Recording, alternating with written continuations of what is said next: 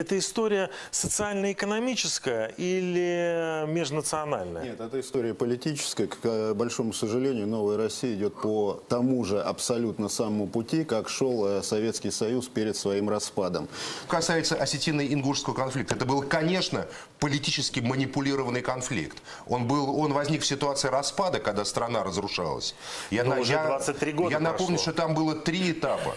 Первый этап – это беспорядки в Грузии, когда огромная масса осетинских беженцев хлынула из Грузии в Северную Осетию, создав критическую массу. Им негде было жить. О них никто не заботился. И их организовывали в криминальные группы.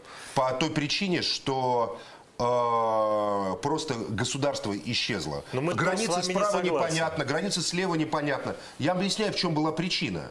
И вот эта вот масса беженцев, кударцев или чесанцев, южан в Северной Осетии, вот ингуши, потому что ингуши сказали, наша граница проходит посреди Владикавказа.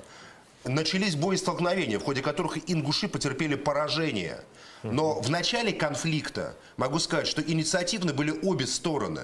Потом в это дело включились беженцы из Южной Осетии, вооруженные группировки. Да. И началась резня. Как всегда, виноват тот, кто проиграл. Но почему этот вопрос до сих пор не решен? Но на самом деле это была Москва. Деньгами. Потому что российская армия тогда была брошена. В частности, было принято решение поддерживать осетин в том конфликте. И российские, вы там были, Павел, я же знаю. И вы это прекрасно помните. Как российские подразделения, они заняли антиингушскую позицию в этой ситуации. Это же было 20 лет назад. И за 20 лет можно было уже этот конфликт решить.